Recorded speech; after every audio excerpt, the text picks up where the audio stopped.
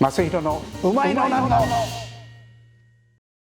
うまいのなんの正弘です。2025年ももう、幕を閉じようとしております。この1年いろいろお世話様ありがとうございました。皆さんに見ていただいたおかげで少しずつでありますがチャンネル登録が増えてきております。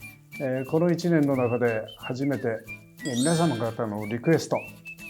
そこで何件か伺って、昔ながらのお店もありましたし、新しい発見をさせていただきました。それと美味しいものを食べるよりものを美味しく食べようということで、お寿司の職人さんからピッツァ職人まで、ビールの継ぎ方に至るまで、名人上手の方にお話を伺ってみました。美味しく食べるということでどれだけ料理が生えてくれるか、食べることで食材に対して作り手に対してリスペクトする、そういうことを皆さんと一緒に共有したいなと思います。2026年来年も、新しいテーマも考えながら、いろいろ試してみたいと思いますので、どうぞよろしくお願いします。